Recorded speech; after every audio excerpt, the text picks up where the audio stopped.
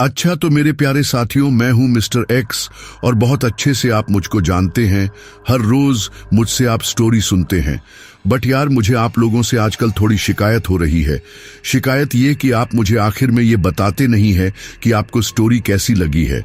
Story में अगर कोई चीज समझ में नहीं आ रही है तो आप पूछ भी सकते हैं, लेकिन देखो, मैं तो पूरे 1 घंटे तक आपको स्टोरी सुनाने में लगा रहता हूं, लेकिन आप थोड़ी देर सुनकर ही निकल लेते हैं। आज मैं देखना चाहता हूं कि मेरी फैमिली मेंबर्स में इतने कितने लॉयल बंदे हैं जो आखिर तक मेरे साथ जुड़े रहते हैं, और जो आखिर तक मेरे साथ जुड़ा रहेगा उसी का मैं आखिर में नाम लूंगा। और जो आखिर तक सुने वह कमेंट में यह जरूर लिख देना कि मैं हूं मिस्टर एक्स की लॉयल फैमिली, हमने सुनी है पूरी कहानी। देखते हैं कितने लोग हैं ऐसे हैं जो हमारे लॉयल फैमिली मेंबर हैं, या फिर ऐसे ही मतलब मुझे राजी करने के लिए रोज रोज अपने आप को मेरी फैमिली का हिस्सा बताते हैं।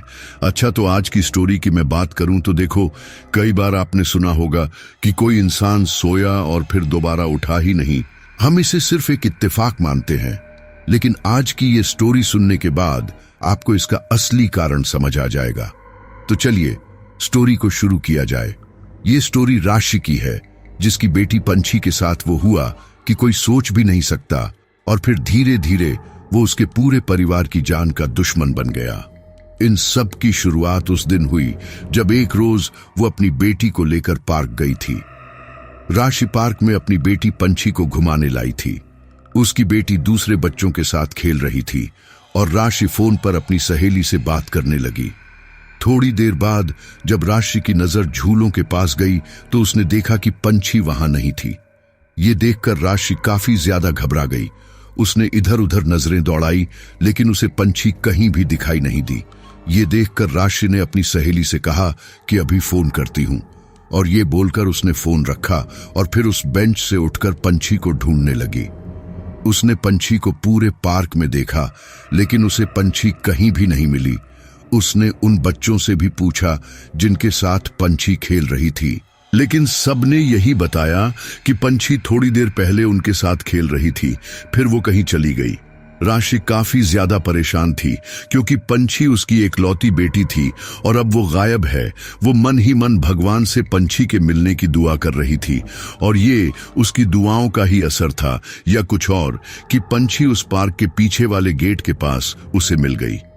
राशि उसे देखते सी दौड़कर उसके पास गई और उसे गले लगाते हुए पूछा, बेटा कहाँ चली गई थी तुम? मैंने तुम्हें मना किया था ना कहीं भी जाने से। ये सुनकर पंछी बोली, मम्मा, मैं इस बच्ची के साथ यहां आई थी, इसे मदद की जरूरत थी। ये सुनकर जब राशि ने सामने की ओर देखा तो उसने पाया कि सामने कोई भी नहीं था। ये देखकर राशि ने उससे दोबारा पूछा कि आखिर वो किसकी बात कर रही है, यहां तो कोई भी नहीं है। ये सुनकर पंछी बोली, वो अभी यहीं पर थी, पता नहीं अब कहां चली गई। तब राशि बोली, वो कोई भी हो बेटा, लेकिन मैंने मुझसे पूछे बिना कहीं भी जाने से मना किया था ना। चलो बहुत खेल ली तुम, अब घर चलो। बोलकर राशि पंछी को लेकर घर आ गई, लेकिन वो इस बात से बिल्कुल अनजान थी कि वो किसी और को भी साथ ले आई है।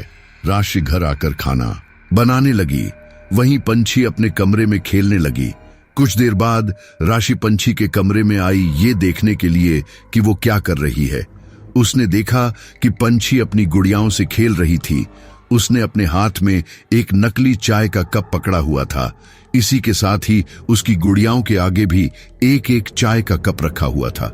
लेकिन यहाँ हैरानी की बात यह थी कि एक खाली जगह पर भी पंछी ने चाय का एक कप रखा हुआ था।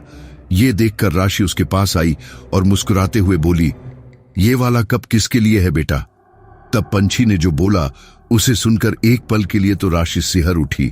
उसने कहा, ये कप तो विन्नी का है मम्मा, वही जो मुझे पार्क में मिली थी, वो यहां आई है। ये सुनकर राशि थोड़ा घबरा गई, क्योंकि इस समय वहां उन दोनों के अलावा कोई भी नहीं था। और अब वो इससे पहले कि पंछी से कुछ बोलती, उसके दरवाजे की घंटी बजी। वो आवाज सुनकर पंछी पापा आ गए बोलते हुए बाहर की ओर दौड़ी। वहीं राशि उस कप की ओर हैरानी से देखने लगी जो कि खाली जगह पर रखा हुआ था। राशि का पति कार्तिक घर आ चुका था, लेकिन राशि के चेहरे की उड़ी हुई रंगत देखकर उसने उससे इस बारे में पूछा। तब राशि ने उसे इस बारे में बताया। ये सुनकर कार्तिक बोला, डरो मत पंछी, जरूर मस्ती कर रही होगी, लेकिन अगर तुम्हें फिर भी डर लग रहा है तो मैं एक बार पूरा घर अच्छे से देख लेता हूं कि कोई घर में है तो नहीं। इसके बाद कार्तिक ने पूरे घर में अच्छे से देखा, लेकिन वहां कोई भी नहीं था। यह देखकर राशि ने राहत की सांस ली और वो तीनों खाना खा पी कर सो गए। देर रात अचानक से किसी बच्ची के हंसने खिलखिलाने की आवाज सुनकर राशि उठ गई। उसने देखा कि पंछी उसके पास नहीं थी और वो हंसने खिलखिलाने की आवाज किसी और की नहीं बल्कि पंछी की थी। पंछी इतनी रात में कमरे के बाहर खेल रही थी। ये देखकर राशि अपनी जगह से उठी और कमरे से बाहर की ओर आ गई। कमरे से बाहर मौजूद गलियारे में से वो आवाजें आ रही थी। राशि ने जब उन्हें देखा तो हैरान रह गई, क्योंकि उसने देखा कि पंछी एक कोने में खड़ी थी, वहीं एक बॉल हवा में तैर रही थी और उस बॉल को देखकर पंछी हंस रही थी। ये सुनकर राशि डर के मारे चीख पड़ी और उसकी चीख सुनकर कार्तिक उठ बैठा और दौड़कर बाहर आया। अब तक वो बॉल भी नीचे गिर चुकी थी और राशि ने दौड़कर पंछी को पकड़ लिया था। वो नहीं चाहती थी कि वो जो भी चीज है वो उसकी बेटी को नुकसान पहुंचाए। कार्तिक उनके पास आया और उनसे पूछा कि क्या हुआ, वो ऐसे चीखी क्यों। राशि को समझ नहीं आ रहा था कि अभी उसने क्या देखा था। डर की वजह से उसकी आवाज उसके गले में ही अटक गई थी, इसलिए कार्तिक राशि और पंछी को कमरे में ले गया। वहां उसने राशि को पानी पिलाकर थोड़ा शांत करवाया और उससे इस बारे में पूछा। तब राशि ने उसे सारी बात बता दी। ये सुनकर कार्तिक हंसने लगा और उसने उससे कहा कि बाहर बहुत अंधेरा था और हो ना हो उसे इसी वजह से वहम हुआ होगा। उसने कार्तिक को समझाने की काफी कोशिश की, लेकिन वो नहीं माना। फिर उसने पंछी से भी इस बारे में पूछा, क्योंकि पंछी ने भी ये सब देखा था। तब पंछी ने साफ साफ कह दिया कि उसने ऐसा कुछ नहीं देखा, वो तो बस खेल रही थी। पंछी के मुंह से ये सुनकर राशि को भी यही लगा, इसलिए वो भी इस बारे में ज्यादा न सोचते हुए सोने की कोशिश करने लगी। अगली सुबह राशि ने हर रोज की तरह पंछी को स्कूल भेजा और खुद घर के कामों में लग गई। इसी दौरान जब वो गंदे कपड़े धोने लगी तो उसने पंछी के कल के कपड़ों की जेब में कोई चीज महसूस की। जब उसने उसकी जेब टटोली तो देखा कि उस जेब में एक काली कपड़े की गुड़िया रखी हुई थी। राशि ये देखकर काफी ज्यादा घबरा गई और उसने कार्तिक को इस बारे में फोन करके बताया, लेकिन उसने यही कहा कि ये पंछी ने बनाई होगी या किसी से ली होगी। डरो मत, इस बारे में शाम को बात करते हैं। कार्तिक इस बात को बिल्कुल भी सीरियसली नहीं ले रहा था। वैसे भी आदमियों को इस बात पर जल्दी भरोसा नहीं होता, लेकिन राशि को अब किसी अनहोनी का डर सताने लगा और उसने इस बारे में अपनी मां पूनम से बात की। तब राशि की मां ने कुछ टोटके बताए जिससे पता चलेगा कि उसके घर में कोई बुरी शक्ति है या नहीं, और राशि ने वो टोटके लिए भी, लेकिन उन टोटकों के हिसाब से तो उनका घर बिल्कुल सामान्य था। तब जब ये बात राशि ने अपनी मां को बताई तो वो बोली, डर मत, सब ठीक है, वो बस एक मामूली गुड़िया है और रात को भी तुझे वहम ही हुआ होगा। राशि को भी लगा कि यही बात होगी, इसलिए उसने भी अब इस बारे में ज्यादा नहीं सोचा। लेकिन अब पंछी का बर्ताव पहले से काफी बदल गया था। पंछी अब अकेले अपने कमरे में खेलने लगी और इस दौरान वो अपने में बातें किया करती। उसने पार्क में खेलने जाना भी अब बंद कर दिया था। जब भी राशि उसे पार्क लेकर जाने को बोलती तो वो मना कर देती। अपनी बेटी में आए इस परिवर्तन को राशि देख रही थी। उसे इस बात की काफी हैरानी होती, क्योंकि उसकी बेटी काफी जिद्दी थी। वो हर शाम को पार्क जाने की जिद करती थी। छुट्टी वाले दिन घुमाने ले जाने को बोलती थी, लेकिन अब वो अपने कमरे में अकेले रहती थी। उसके कमरे से हंसने खिलखिलाने की आवाज आती और जब राशि कमरे में जाती तो वो शांत हो जाती। इस बारे में बात करने पर कार्तिक उसे यही कहता कि वो बच्ची है और बच्चे ऐसा ही करते हैं। ये सुनकर राशि कुछ ना कह पाती। इसी दौरान एक दिन छुट्टी वाले दिन राशि और कार्तिक कुछ सामान लेने मार्केट गए। इस समय कार्तिक की मां निर्मला भी आई हुई थी, इसलिए वो पंछी के साथ घर पर रुकी हुई थी। कार्तिक और राशि सामान लेकर आ ही रहे थे कि रास्ते में उन्हें पंछी की स्कूल टीचर मिली और वो उनसे बोली, क्या बात है, सब सही तो है ना? पंछी एक हफ्ते से स्कूल क्यों नहीं आ रही?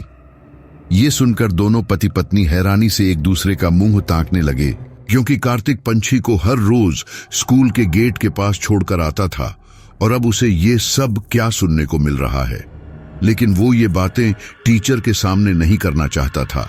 इसलिए वो बोला, असल में मेरी माँ आई हुई है और पंछी उन्हीं के साथ खेल रही है। हमने भी सोचा कि माँ कभी कभार आती है, इसलिए उन दोनों को साथ में खेलने दिया, लेकिन कल से हम उसे स्कूल भेज देंगे। इसके बाद थोड़ी बहुत बात करने के बाद वह टीचर चली गई। वहीं राशि हैरानी से बोली, कार्तिक, मैं यह क्या सुन रही हूं? तुम पंछी को स्कूल नहीं छोड़ते थे। यह सुनकर कार्तिक बोला, मैं उसे हर रोज स्कूल छोड़ता था, लेकिन पता नहीं वह वहां से कहां चली जाती है। इस बारे में उससे बात करनी ही होगी। यह सुनकर राशि के मन में कुछ दिनों से चल रही घटनाएं घूमने लगी और वह कार्तिक से बोली, मैं आपसे कह रही हूं ना कि पंछी कुछ दिनों से काफी अजीब बर्ताव कर रही है। वह अकेले ही खेलते खेलते हंसने लगती है और जब मैं उसके पास आती हूं तो वह बिल्कुल शांत हो जाती है। आजकल वो ना तो बाहर जाने की जिद करती है और ना ही मेरे साथ खेलती है। पता नहीं उसे क्या हो गया है। ये सब सुनकर कार्तिक सोच में पड़ गया। ये बातें राशि ने उसे पहले भी बताई थी, लेकिन उसने इस बारे में ज्यादा नहीं सोचा। लेकिन अब जब उसकी टीचर ने उसे बताया कि पंछी कई दिनों से स्कूल नहीं गई, तो उसने उसे सोचने पर मजबूर कर दिया था। कार्तिक और राशि जल्दी से घर पहुंचे। वहां जाकर उन्होंने देखा कि कार्तिक की मां आराम से टीवी देख रही है, वहीं पंछी कमरे में अकेली खेल रही है। ये देखकर कार्तिक उनसे बोला, मां, आप यहाँ टीवी देख रही हो और पंछी वहां अकेले खेल रही है। आप यहाँ पर आई हो तो थोड़ा पोती पर भी ध्यान दे दो। असल में कार्तिक को टीचर की बात सुनकर काफी गुस्सा आ रहा था और वह उसका गुस्सा कहीं पर भी निकाल रहा था। तब इससे पहले कि उसकी मां कुछ बोलती, राशि ने कार्तिक को शांत कराया और अपनी सास से कार्तिक के लिए माफी मांगी। कार्तिक की मां इस पर कुछ न बोली, क्योंकि आखिर वह बेटा तो उनका ही था। लेकिन अब कार्तिक पंछी के कमरे की ओर जाने लगा, लेकिन तभी राशि ने ही उसे रोका और अपने साथ दूसरे कमरे में ले गई और बोली, देखो कार्तिक, अभी हमें पंछी से इस बारे में बात नहीं करनी चाहिए, क्योंकि हमने अगर पंछी से इस बारे में पूछा भी तो वह झूठ ही बोलेगी। इसलिए हमें यह सब खुद ही देखना चाहिए कि आखिर स्कूल का बोलकर कहां जा रही है।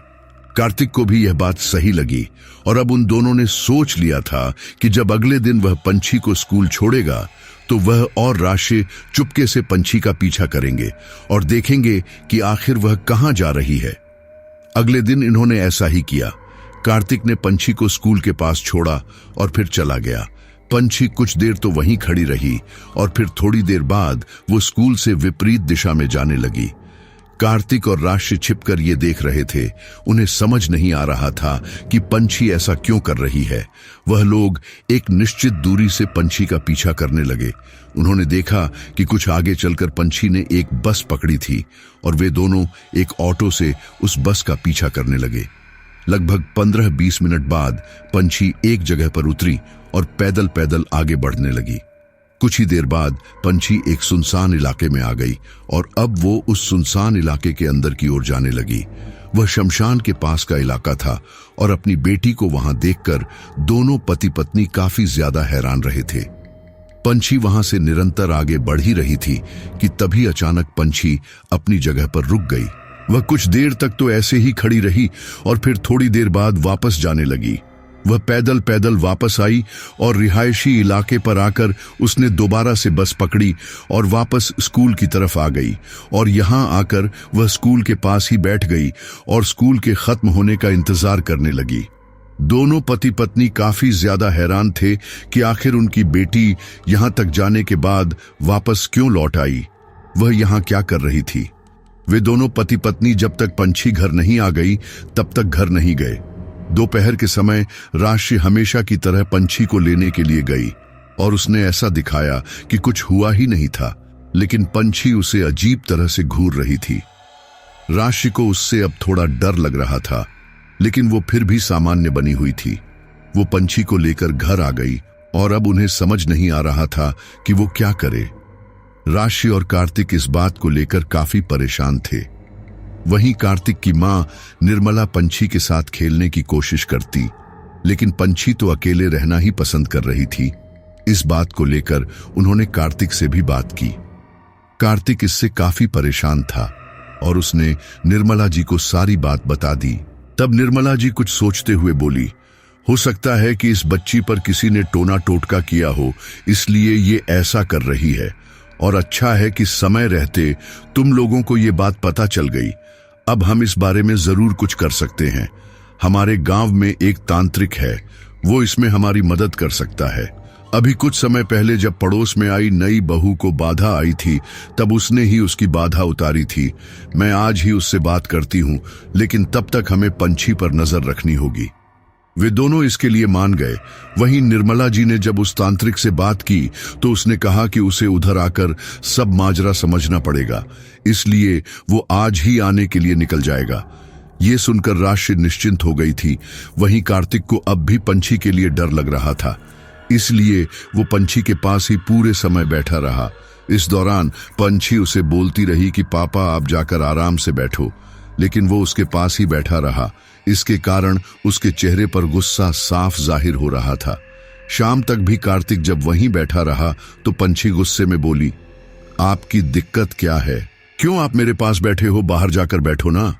इसी दौरान राशि डिनर के लिए बोलने आई थी, लेकिन पंछी का ऐसा बर्ताव देखकर उसने उसे एक जोरदार थप्पड़ जड़ दिया और बोली, बहुत बदतमीज हो गई है तू।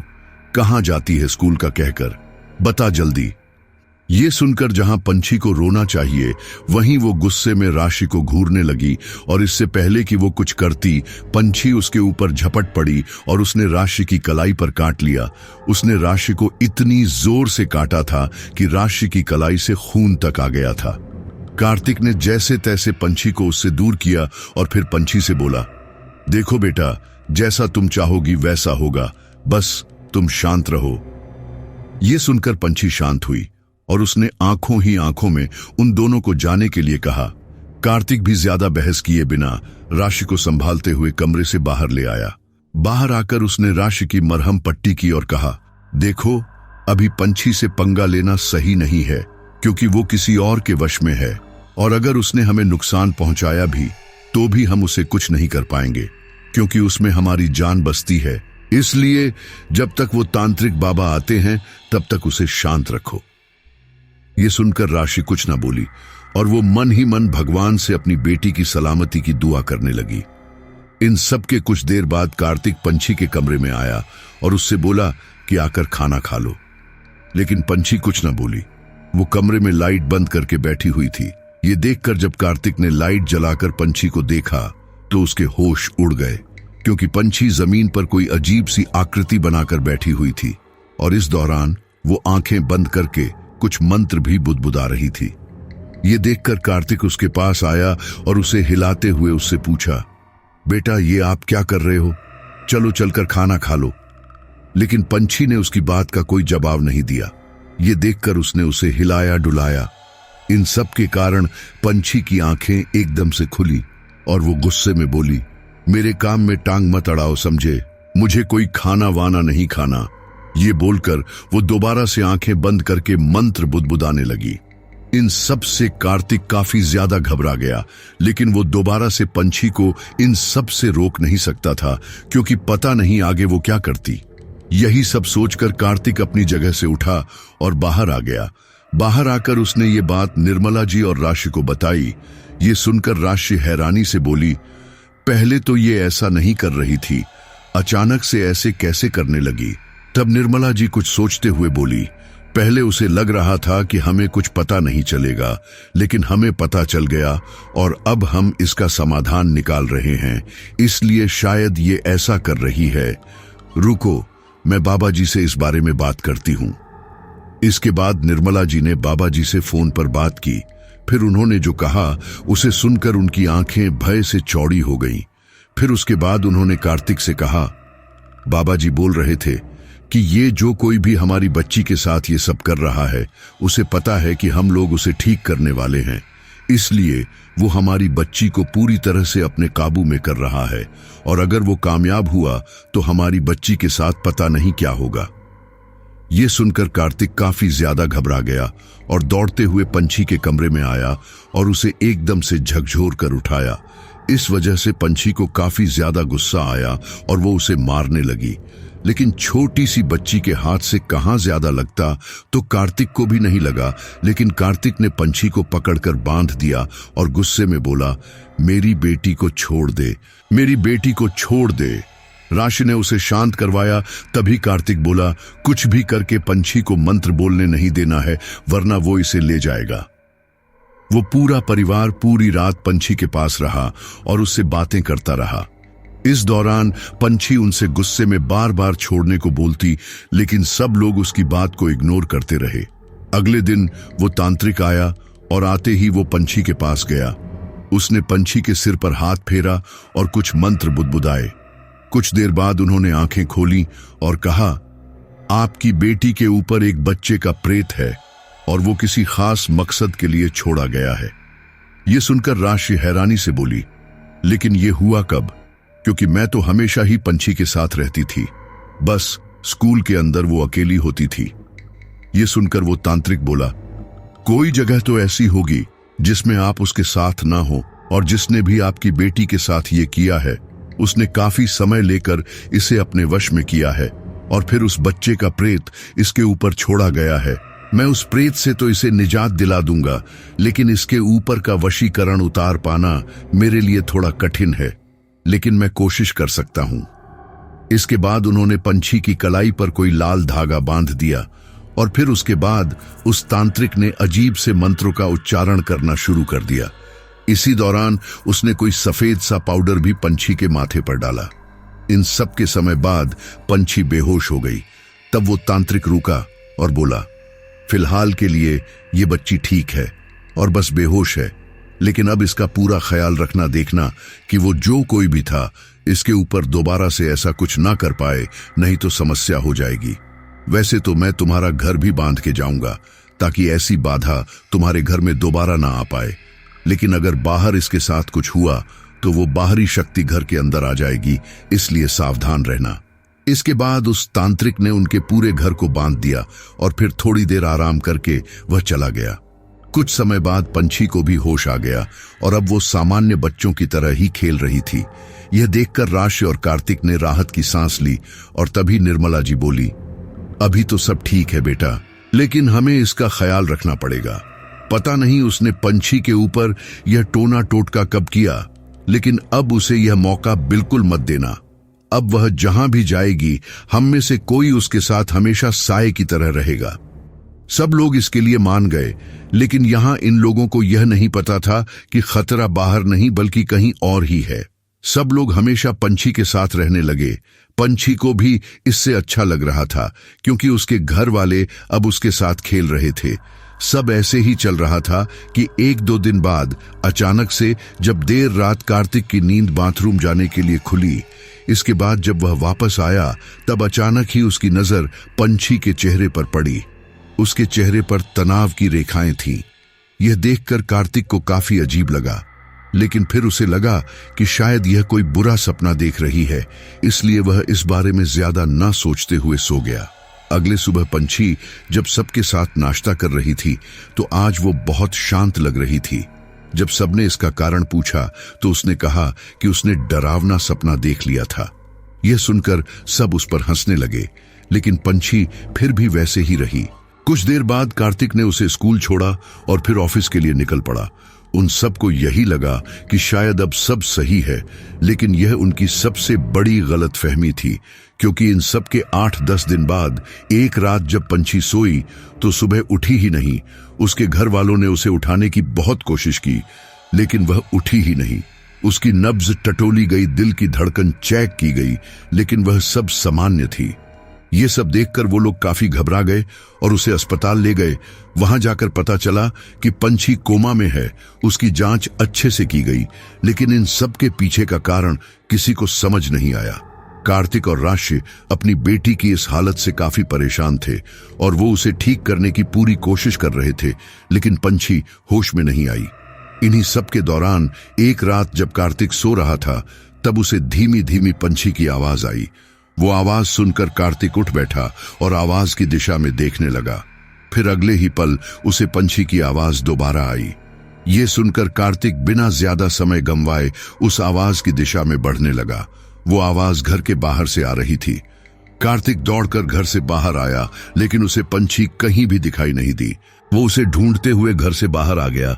ठीक इसी दौरान उसके हाथों को किन्हीं नन्हे ठंडे हाथों ने पकड़ा। ये देखकर कार्तिक ने जब उन छोटे हाथों की ओर देखा तो पाया कि पंछी की ही उम्र की कोई बच्ची उसका हाथ पकड़े हुए थी। उस बच्ची की त्वचा बर्फ की तरह सफेद थी, आंखों की पुतलियां गायब थीं। वो बच्ची काफी भयानक लग रही थी, लेकिन पीड़ा के भाव उसके मासूम चेहरे पर होने के कारण उसकी डरावनी काया ने कार्तिक को उससे डराया नहीं। कार्तिक जमीन पर बैठा और उस बच्ची से बोला, बेटा, क्या आप ही मुझे आवाज दे रही थी? उस बच्ची ने हाँ में अपनी गर्दन हिला दी। फिर कार्तिक ने उससे पूछा, क्यों? तब वो बच्ची बोली, आपकी तरह मेरे पापा भी मुझसे बहुत प्यार करते थे, लेकिन इन सब के बावजूद वो मुझे बचा नहीं पाए, जिसकी वजह से मेरी जान चली गई। मेरे पापा ये सदमा बर्दाश्त नहीं कर सके और वो डिप्रेशन में चले गए। अब मैं नहीं चाहती कि ये सब दोबारा हो, इसलिए मैं आपकी मदद करना चाहती हूँ। पंछी को उसने कैद करके रखा है और अब वो उसे तब तक नहीं छोड़ेगा जब तक कि वो मर न जाए। ये सुनकर कार्तिक को काफी हैरानी हुई और उसने पूछा कि कौन है वो जो ये कर रहा है। तब वो बच्ची बोली, वो एक तांत्रिक है और उसके पास बहुत सी मैजिकल पावर हैं। वो बच्चों को सपनों के जरिए खोजता है और फिर सपनों के जरिए ही अपनी कैद में मौजूद एक बच्चे की आत्मा को उसके पास भेजता है। मासूम बच्चे उस आत्मा को अपना दोस्त समझ लेते हैं और खेल खेल में वो बच्चे की आत्मा धीरे धीरे उसे उस तांत्रिक के कहे अनुसार तैयार करती है। इन्हीं सब के दौरान उस बच्चे की आत्मा उस बच्चे को सपनों की दुनिया में कैद कर देती है और इसके बाद वो बच्चा कुछ समय कोमा में रहकर मर जाता है। अभी उस तांत्रिक ने पंछी की सारी ऊर्जा नहीं सोखी है, इसके कारण आप उसे बचा सकते हैं। अब इससे पहले कि कार्तिक कुछ बोलता, अलार्म लगने की वजह से उसकी आंख खुल गई और वो उठ बैठा। उसे काफी ज्यादा गुस्सा आ रहा था, क्योंकि अगर थोड़ी देर उसकी नींद और नहीं खुलती तो वो उस बच्ची से पंछी के बारे में और पूछ लेता, लेकिन इसने सब खराब कर दिया।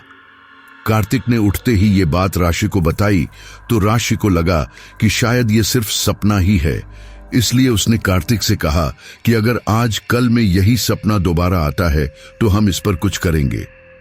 कार्तिक को भी ये बात ठीक लगी और अब वो दोबारा से रात होने का इंतजार करने लगा। कार्तिक रात को सोया, लेकिन उसे ऐसा कोई सपना नहीं आया। वहीं सुबह उठते ही राशि बोली कि वो बच्ची उसके सपने में आई थी और उसने उसे यही सब बात बोली जो कार्तिक से कही थी। ये सुनकर अब शक की कोई गुंजाइश नहीं बची थी कि उनकी बेटी किसी तांत्रिक के कब्जे में है और अब उन्हें कैसे भी करके अपनी बेटी को बचाना होगा। और यही सब सोचकर उन दोनों ने उस तांत्रिक से दोबारा संपर्क किया जिसने पंछी की बाधा उतारी थी। मामले की गंभीरता को देखते हुए वो तांत्रिक बोला, आपकी बेटी के साथ जो हुआ वो सही नहीं था, लेकिन हमें ये बात भी नहीं भूलनी चाहिए कि आपसे ये कहने वाला कोई और नहीं बल्कि एक भटकती रूह है और हम कह नहीं सकते कि वो सही बोल रही है या गलत, क्योंकि अगर ये किसी तरह का कोई जाल हुआ तो। ये सुनकर कार्तिक बोला, तुम तो ये बोलोगे ही, क्योंकि इन सब में तुम्हारे तांत्रिक समाज के एक साथी का नाम जो आ रहा है। इससे पहले मैंने तुम्हें मेरी बेटी की बाधा उतारने के लिए कहा था, लेकिन तुम वो भी ना कर पाए, और अब जब तुम्हें पता है कि हमारे पास समय कम है तो तुम चाहते हो कि हम सब छानबीन करने में अपना समय खराब करें ताकि हमारी बेटी मारी जाए। मैं ये बिल्कुल नहीं होने दूंगा, इसीलिए अब जो भी वो बच्ची बोल रही है मैं वो सब करने को तैयार हूं। ये सुनकर उस तांत्रिक ने उसे काफी समझाना चाहा, लेकिन वो तो कुछ सुनने समझने को तैयार ही ना था, इसलिए उस तांत्रिक ने फिलहाल के लिए फोन रख दिया। राशि को उस तांत्रिक की बात सही लग रही थी, लेकिन अभी ज्यादा समय नहीं था, क्योंकि अगर उस बच्ची की बात सच होगी तो पंछी कुछ समय में मारी जाएगी। इसलिए उसने भी कार्तिक का साथ देने की सोची, लेकिन साथ ही उसने उस तांत्रिक से कहा कि आप इस बारे में छानबीन करके बता दीजिएगा। वो तांत्रिक इसके लिए मान गया और आज की रात जब कार्तिक सोया तो उसके सपने में दोबारा वो बच्ची आई और बोली, उस तांत्रिक का अड्डा कहाँ है वो? मैं आपको बता देती हूं, आप दिन के समय उसे जाकर पकड़ लेना। कार्तिक इसके लिए मान गया और वो बच्ची उसे एक जगह पर ले जाने लगी। कार्तिक ने जब उस जगह को देखा तो बोला, ये तो वही जगह है जहां पर पंछी आई थी। ये सुनकर वो बोली, हाँ, ये जगह एकदम सुनसान है और ऐसे सुनसान इलाके में ही वो अपने मंसूबों को अंजाम दे सकता है। इसके बाद कार्तिक बिना ज्यादा बोले उसके पीछे पीछे जाने लगा। कुछ आगे चलकर जंगल के अंदर काफी अंदर की तरफ कुछ समतल जगह थी जहां पर एक काले चोगे वाला तांत्रिक बैठा हुआ था। उसे देखकर वो बच्ची धीमी आवाज में बोली, यही वो तांत्रिक है और असल दुनिया में भी वो यही मिलेगा। इसके बाद कार्तिक ने उसका धन्यवाद किया और उसकी नींद खुल गई। अब उसे पता था कि उसे क्या करना है, इसलिए उसने उस तांत्रिक को पकड़ने की योजना बनाई। उसे पता था कि पुलिस तो उसकी बात मानने से रही, इसलिए उसने अगले दिन अपने कुछ दोस्तों को शराब पिलाकर उसके साथ जंगल में जाने को राजी किया। अगले दिन कार्तिक अपने 4-5 साथियों के साथ जंगल गया और अब वो उस जंगल में उस तांत्रिक को ढूंढने लगे। रात से सुबह हो गई, लेकिन अभी तक ना ही कार्तिक घर आया था और ना ही पंछी को होश आया था। डर के मारे राशि और निर्मला जी रात भर सो नहीं पाई थी, लेकिन जब सुबह होने पर भी कार्तिक घर नहीं पहुंचा तो उसने कार्तिक को फोन किया, लेकिन उसने फोन नहीं उठाया। ये देखकर राशि ने कार्तिक के दोस्तों को भी फोन लगाया, लेकिन उनमें से किसी ने भी फोन नहीं उठाया। इन सब से राशि काफी ज्यादा घबरा गई और उसने सोचा कि वो भी वहां जाएगी, लेकिन वो इतनी खतरनाक जगह अकेली कैसे जाती, इसलिए उसने अपने भाई को फोन करके बुला लिया और फिर वो उसके साथ उस जंगल में गई। वहां जाकर उसने देखा कि कार्तिक और उसके दोस्त जंगल में ही बेहोश पड़े थे। राशि ने उन सबको होश में लाने की काफी कोशिश की, लेकिन वे सारे उठे ही नहीं। राशि और उसके भाई ने जैसे तैसे उन सबको अस्पताल पहुंचाया और वहां जाकर भी उन सबको होश नहीं आया। राशि को समझ नहीं आ रहा था कि वो क्या करे। कुछ दिनों बाद कार्तिक के दोस्तों को तो होश आ गया था, लेकिन कार्तिक की हालत अब भी वैसी ही थी और अब पंछी के साथ साथ कार्तिक भी कोमा में था। राशि को समझ नहीं आ रहा था कि ये अचानक कार्तिक की हालत ऐसे कैसे हुई, और अब उसने सोच लिया था कि उसे ही कुछ करना होगा, लेकिन उसे ये नहीं पता था कि अगला नंबर उसी का है।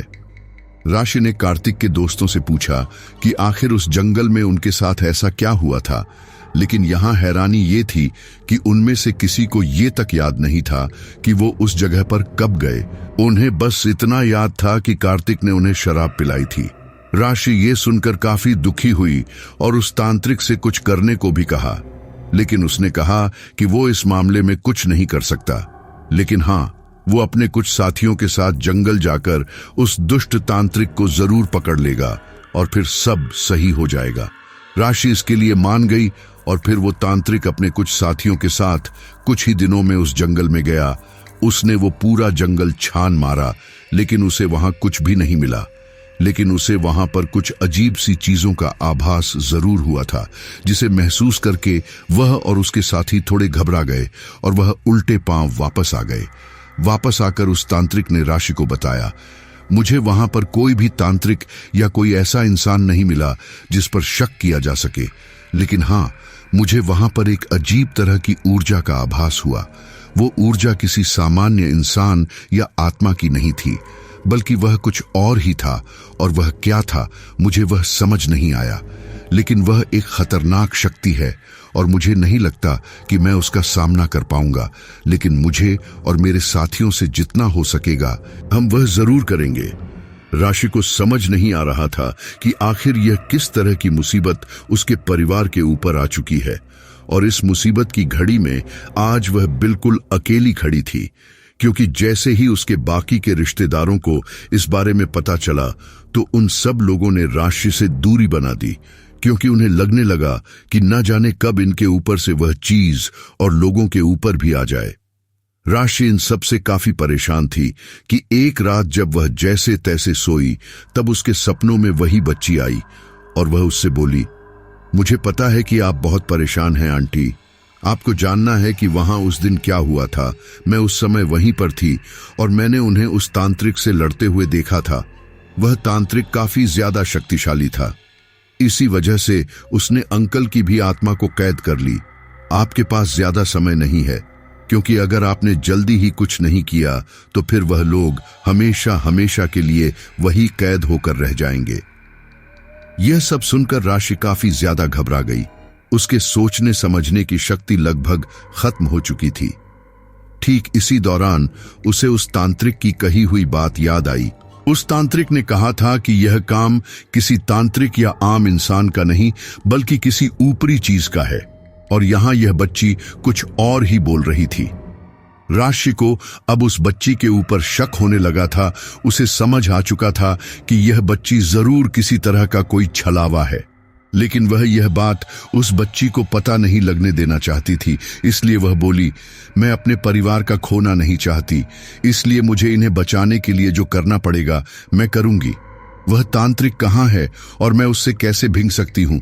क्या तुम मुझे बता सकती हो? तब वह बच्ची बोली, उस तांत्रिक के पास जाने के लिए आपको पहले तो सारी पवित्र चीजों को उतार कर रखना होगा, क्योंकि वो तांत्रिक सकारात्मक चीजों को भांप सकता है। और ये करने के बाद आपको आने वाले पूनम की रात को अपने घर के पास मौजूद उस वीरान जगह पर जाना पड़ेगा। आप चाहे तो अपने साथ किसी को ले जा सकती हैं, वह तांत्रिक वही होगा। वह वहां पर अपनी कोई साधना कर रहा होगा। आपको समय से पहले उसकी साधना रोकनी पड़ेगी, तभी कुछ हो सकता है। इसके बाद राशि की आंखें खुल गईं और वह उठ गई। राशि ने यह बात अपनी सास और उस तांत्रिक को बताई।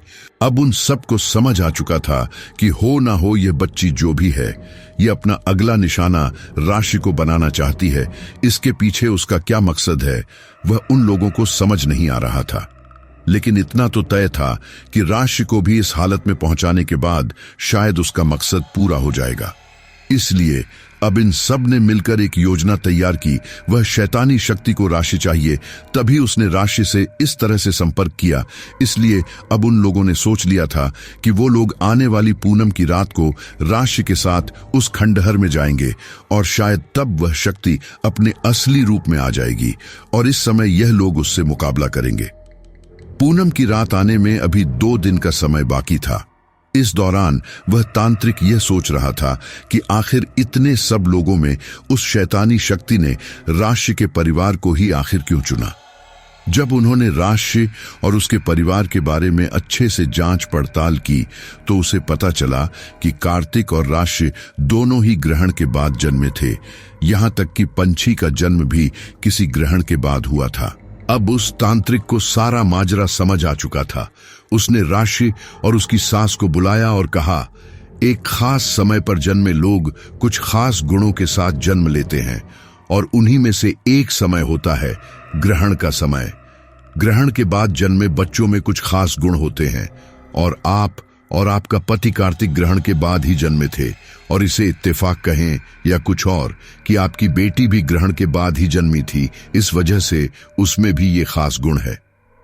ये सुनकर राशि को समझ नहीं आ रहा था कि इन सब का इन लोगों के साथ हो रही इन चीजों से क्या लेना देना, लेकिन इसके बाद उस तांत्रिक ने जो उसे बताया उसे सुनकर उसके पैरों तले जमीन ही खिसक गई। उस तांत्रिक ने बताया कि वो जो शक्ति उन सब के पीछे पड़ी है वो कोई बहुत खतरनाक तामसिक शक्ति है और वो ऐसे ही लोगों की जैविक ऊर्जा को सोखकर इस दुनिया में अपना अस्तित्व बनाए हुए थी। वो शक्ति तामसिक जगहों पर बड़ों को बुलाकर एक ही झटके में उनके ऊपर कब्जा कर सकती है, लेकिन बच्चों के ऊपर डायरेक्टली कब्जा शायद नहीं कर सकती। शायद इसी वजह से उसने पंछी के साथ किसी भटकती बच्ची का प्रेत छोड़ा था। वो तामसिक शक्ति न जाने ऐसे ही कितने लोगों की ऊर्जा सोख चुकी है। वो किसी को भी आंखों से कभी दिखाई नहीं देगी। वो शक्ति क्या है और क्यों ऐसा करती है, इसके बारे में भी पता लगा पाना मुश्किल है, क्योंकि उसके बारे में किसी को ज्यादा जानकारी नहीं है। और इतना भी तय था कि अगर राशि उसकी बात मानकर उस जगह पर गई तो उसका बचना मुश्किल होगा। इसलिए उसकी मां ने उसे साफ कह दिया कि ये करने से कार्तिक और पंछी वापस नहीं आने वाले, इसलिए वो अपने जीवन में आगे बढ़कर दूसरी शादी कर ले, क्योंकि अभी उसके आगे पूरी जिंदगी पड़ी थी। ये सुनकर राशि को काफी गुस्सा आया, क्योंकि जरूरत के समय में वो अपने पति और बच्ची का साथ कैसे छोड़ सकती थी।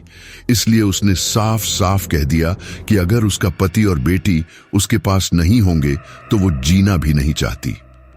दोस्तों, यहां मैं आपको एक बात बता दूं तो राशि अपने माता पिता की एक ही बेटी है। उसके अलावा उसके 2 बड़े भाई थे, इसलिए वो अपने माता पिता की लाडली थी और वो लोग राशि को इन सब से दूर रखना चाहते थे, भले ही उसका पति और बेटी मारी जाए। निर्मला जी ने भी उन्हें काफी समझाया, लेकिन पूनम जी बोली, अगर इन सब से मेरी बेटी की जान को खतरा नहीं होता तो मैं उसे जरूर ये करने देती, लेकिन यहां इस बात की कोई गारंटी नहीं है कि इन सब से सब कुछ ठीक होगा, लेकिन ज्यादातर चांस इसके हैं कि ये तीनों मारे जाएंगे। अगर हम अपनी बेटी को बचा सकते हैं तो इसमें हर्ज ही क्या है। अगर हमारी जगह आपका बेटा होता क्या तब भी आप यही बोलती।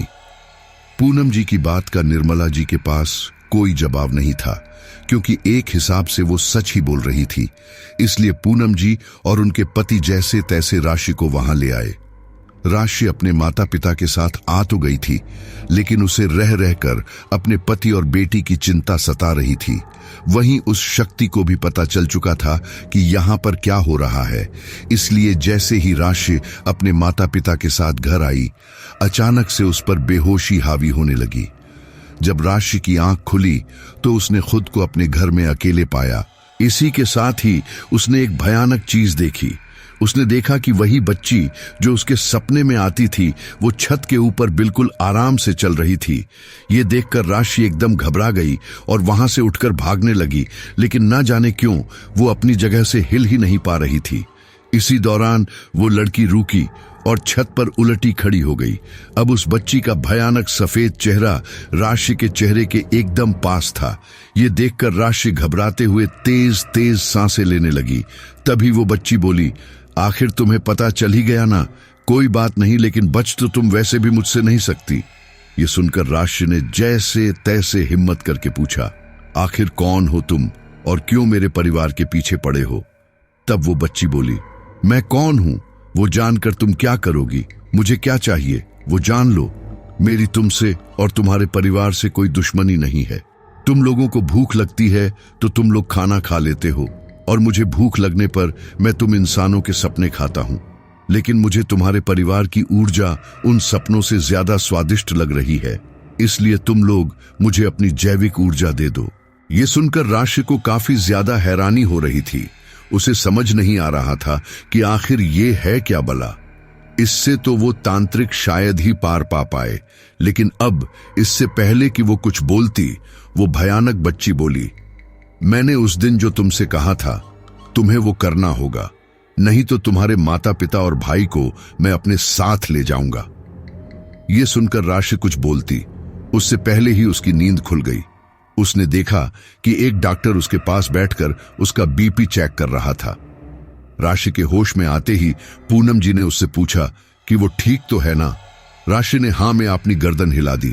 तभी उस डॉक्टर ने बताया कि राशि का बीपी काफी कम है, इसलिए उसे चक्कर आया था, लेकिन अब चिंता की कोई बात नहीं है। इन सब के बाद वो डॉक्टर तो वहां से चला गया था और अब राशि के मन में चल रहा था कि वो कैसे कल की रात वहां जाएगी, क्योंकि अब बात सिर्फ उसके पति और बच्ची की ही नहीं बल्कि घर वालों की भी थी। वो रात राशि ने जैसे तैसे काटी। उसे डर लग रहा था कि वो डरावनी बच्ची फिर से उसके सपने में ना आ जाए, लेकिन वो उसके सपने में ना आकर पूनम जी के सपने में आई और उन्हें काफी डराया धमकाया भी। लेकिन उन्हें लगा कि ये सपना ही है, इसलिए उन्होंने इस ओर ज्यादा ध्यान ही नहीं दिया। लेकिन सुबह होते ही उस घर में चीख पुकार मच गई, क्योंकि राशि का भाई बेहोश था और वो उठ नहीं रहा था। घर वाले उसे अस्पताल लेकर गए, लेकिन वो होश में नहीं आया।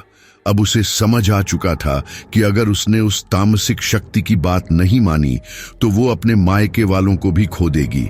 इसलिए उसने सोच लिया कि वो उस जगह जाएगी। राशि की माँ और भाई को तो ये सिर्फ इत्तेफाक लग रहा था, लेकिन राशि की भाभी समझ गई थी कि हो ना हो ये उसी तामसिक शक्ति का काम है, और अगर उन्होंने उसकी बात नहीं मानी तो फिर पूरे परिवार का वही हाल होगा जो कार्तिक और पंछी का हुआ है। इसलिए उसने राशि से कहा, आप यहां आई हैं तभी हमारे साथ भी ऐसा हो रहा है। अगर आपने वह नहीं किया जो वो चाहता है तो फिर वह हम सभी का यही हाल करेगा, इसलिए आप वहां चले जाइए। ये सुनकर राशि ने उसे बताया कि वह खुद यहां से जाना चाहती है, लेकिन माँ पापा जाने नहीं देंगे, इसलिए आप ही कुछ मदद कर दीजिए। तब राशि की भाभी ने रात के समय सभी लोगों को खाने में नींद की दवाई देकर सुला दिया। अब राशि को मौका मिल गया था यहां से जाने का। राशि को पता था कि उसका बचना काफी मुश्किल है, लेकिन फिर भी उसने सोच लिया था कि सबके जाने के बाद जीने का क्या फायदा। यही सब सोचकर उसने उस तांत्रिक को भी फोन करके सब बता दिया और वह तांत्रिक भी अपने साथियों के साथ वहां जाने के लिए निकल पड़ा। वह सारे देर रात उस खंडहर के अंदर आए और यहाँ वहां देखने लगे, लेकिन वहां पर उन्हें कोई भी नजर नहीं आ रहा था। काफी ढूंढने के बाद भी जब उन्हें वहां कोई नहीं मिला तो फिर तभी तांत्रिक बोला, मुझे नहीं लगता वह हमें ऐसे मिलेगा। वह एक तरह से सपनों का शैतान है और सपनों के जरिए ही तुम्हारे ऊपर अपना कब्जा करने की कोशिश करेगा। तुम्हें यहां पर सोना पड़ेगा। अब राशि कुछ बोलती है, उससे पहले ही राशि का सिर भारी होने लगा और फिर अगले ही पर वह वहीं पर बेहोश होकर पड़ी। यह देखकर दूसरा तांत्रिक बोला, हम लोग यह भूल कैसे गए कि इस जगह पर काफी नकारात्मकता है और इसी वजह से उसकी शक्ति यहाँ पर ज्यादा प्रभावशाली होगी। अब मेरी बिल्कुल समझ नहीं आ रहा कि आखिर हम करेंगे तो करेंगे क्या, क्योंकि हम भले ही तांत्रिक हैं, लेकिन सपनों की दुनिया में जाना हमारे बस की बात नहीं है। इसी दौरान उस तांत्रिक को आइडिया आया और उसने उन सबको इस बारे में बताया। वहीं दूसरी तरफ राशि दोबारा से सपनों की दुनिया में आ चुकी थी। वहां चारों तरफ काफी ज्यादा अंधेरा था और वह उस अंधेरे में लगातार आगे बढ़ते जा रही थी। कुछ आगे चलकर उसे पंछी दिखाई थी। उसे देखकर राशि अपने आप पर काबू न रख सकी और दौड़कर पंछी को गले लगा लिया और रोते हुए बोली, बेटा तू ठीक है ना? ये सुनते ही पंछी के चेहरे पर एक भयानक मुस्कान आ गई और वह बोली, आपकी बेटी इस समय मेरे पास कैद है। अगर तुम्हें उसे बचाना है तो चलो मेरे साथ।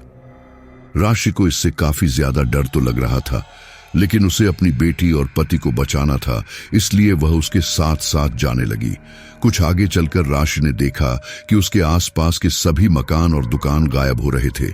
अब वह जिस जगह खड़ी थी वहां पर कुछ भी नहीं था सिवाय जमीन और आसमान के। थोड़ी देर बाद वे दोनों उस जगह पर पहुंचे जहां पर कार्तिक और पंछी बंधे हुए थे। उन्हें जमीन में गड़े किसी खूंटे से बांधा गया था। उन्हें देखते ही राशि दौड़कर उनके पास आई और पूछा, क्या तुम लोग ठीक हो? यह सुनकर कार्तिक गुस्से में बोला, तुम यहां क्यों चली आई? ये कोई साधारण शक्ति नहीं है, बहुत खतरनाक है। इसने मुझे और पंछी को तो यहां पर कैद कर ही लिया है और अब यह तुम्हें भी यहां ले आई। तुम यहां से भाग जाओ और कभी भूल कर भी यहां मत आना। यह सुनकर राशि बोली, मैं तुम लोगों के बिना जीकर क्या करूंगी? मैं या तो तुम लोगों को लेकर ही जाऊंगी, नहीं तो खुद तुम लोगों के साथ ही यहीं रह जाऊंगी। बोलते हुए वह उनके हाथ पैरों को खोलने की कोशिश करने लगी, लेकिन उनकी रस्सियां खुल ही नहीं रही थीं। अब इससे पहले कि वह दोबारा कोशिश करती, वही तांत्रिक वहां आ गया और बोला, यह रस्सियां ऐसे नहीं खुलेंगी, इसके लिए तुम्हें कुछ और करना पड़ेगा। यह रस्सियां मायावी रस्सियां हैं और यह किसी न किसी को बांधने के लिए ही बनी है, इसलिए तुम्हें पहले इन रस्सियों का कुछ करना होगा। एक काम करो, यहां पर एक और ऐसा ही खूंटा गाड़ दो, फिर वह सारी रस्सियां इस खूंटे से बांध देना। राशि को भी यह बात सही लगी और अब वो वहां पर खूंटा गाड़ने की कोशिश करने लगी। इसी दौरान उसकी नजर जब कार्तिक और पंछी के चेहरे पर पड़ी तो वह दोनों काफी ज्यादा घबराए हुए लग रहे थे। यह देखकर राशि ने उन दोनों से पूछा कि आखिर वह दोनों इतने घबराए हुए क्यों हैं। वो दोनों कुछ न बोले, वह बस उस तांत्रिक को ही घबराते हुए देखे जा रहे थे। तभी राशि ने भी उस तांत्रिक की ओर देखा, लेकिन उसे वह सामान्य ही लगे। उसे समझ नहीं आ रहा था कि आखिर यह लोग उसे ऐसे क्यों देख रहे हैं। राशि ने सबको नजरअंदाज करके वह खूंटा गाड़ने की कोशिश जारी रखी। कुछ समय बाद राशि की कोशिश सफल हुई, लेकिन जब उसने दोबारा से कार्तिक और पंछी की रस्सी खोलने की कोशिश की तो वह नहीं खुली। ये देखकर राशि ने उस तांत्रिक से इसे देखने को कहा। वो तांत्रिक आगे आया और उसने जब वो खूंटा झुक कर देखा, इसी दौरान राशि ने पीछे से रुद्राक्ष की माला उसके गले में डाल दी। वो माला गले में आते ही वो तांत्रिक चीखने चिल्लाने लगा। इसी समय मौका पाकर राशि ने जब दोबारा से कार्तिक और पंछी की रस्सियां खोलने की कोशिश की तो इस बार उनकी रस्सियां आराम से खुल गईं। रस्सियां खुलने के बाद जब उन सब ने उस तांत्रिक की ओर देखा तो पाया कि वो तांत्रिक अब कुछ अजीब से रूप में था, जिसका आकार भी क्या है वो भी ढंग से समझ नहीं आ रहा था। वो सारे उसे देख ही रहे थे कि तभी राशि बोली, हमारे पास समय कम है, इसलिए जल्दी से यहां से निकलो। ये सुनकर वे सारे लोग वहां से भाग खड़े हुए और इसी के साथ ही उन सब की नींद खुल गई। कार्तिक और पंछी भी अब कोमा से बाहर आ चुके थे।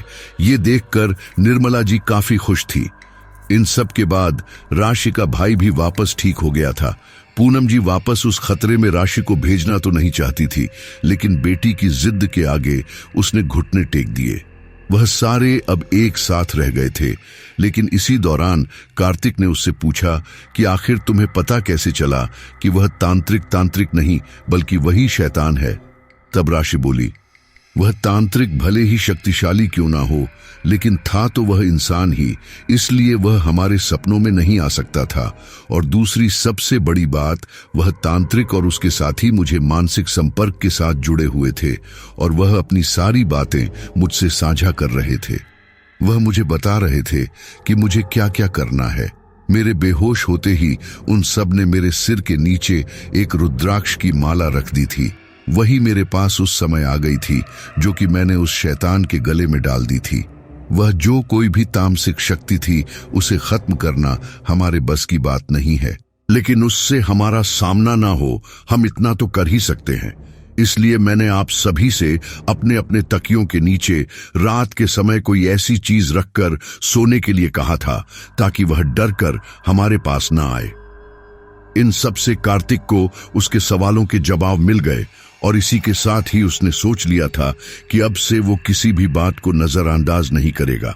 अक्सर ऐसा होता ही है कि हम शैतानों या बाहरी ताकतें को तो जानते हैं, लेकिन जो हमें सपनों में ही कैद कर ले उनके बारे में इतना नहीं जानते हैं। लेकिन सच बताऊं तो दुनिया में ऐसी कई छुपी हुई ताकतें हैं जिनके बारे में हमें अंदाजा भी नहीं है। और देखो, हम इंसान फिर सोच भी कितना ही सकते हैं। ना जाने कितने ही ताकतें हैं, कितनी ही अदृश्य शक्तियां हमारे आसपास घूम रही होती हैं और हम इस पूरे ब्रह्मांड में केवल एक छोटी सी पृथ्वी पर रह रहे हैं।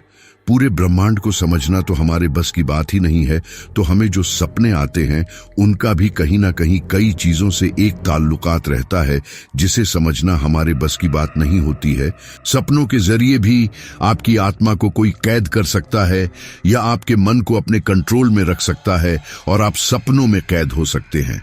एक तरह से आपकी कोमा वाली स्थिति हो सकती है। तो ये जो घटना हमारे पास आई है, मैं ये तो नहीं कह सकता कि इसमें कितनी सच्चाई है, बट कुछ ना कुछ ऐसा हुआ था, तभी तो उस इंसान ने अपने साथ हुई आप बीती हमें बताई है। और सबसे बड़ी प्रॉब्लम तो देखो ये रहती है कि इन चीजों को कोई भी मानता नहीं है और आपको खबरों में ये चीज देखने को नहीं मिलती है क्योंकि इनको अंधविश्वास बता दिया जाता है। लेकिन सच में ऐसी कई सिद्धियां और शक्तियां होती हैं जिनको सिद्ध करके कोई किसी के दिमाग को पढ़ सकता है, सामने वाले की स्थिति को जान सकता है या सामने वाले को अपने काबू में कर सकता है। लेकिन उन शक्तियों को पाने के लिए बहुत सारी मेहनत की आवश्यकता होती है, जिसके बारे में आपको फिर कभी किसी स्टोरी में शेयर करूंगा। और अब देखते हैं कितने लोग हैं जो हमारे यहाँ पर कमेंट करते हैं और बताते हैं कि उन्होंने आखिर तक स्टोरी को सुना है। और अब हम अपने कुछ साथियों को धन्यवाद करते हैं। फिजा पाकिस्तान, समीउल्लाह अली, ललिता देवी गुवाहाटी, सौरभ कुमार, सूरज गोरखपुर, दीपक गिल, सिमरन थड़ानी, अमन प्रिय मितांश दिल्ली, अमिन हैदराबाद, आनंद दुबे बनारस, नितेश कुमार अप, सभी साथियों का बहुत बहुत धन्यवाद। और आखिर में धन्यवाद ममता सहाय का, जिन्होंने स्टोरी को तैयार करने में मेरी सहायता की है। ओके, तो फिर मिलते हैं अगली स्टोरी पर।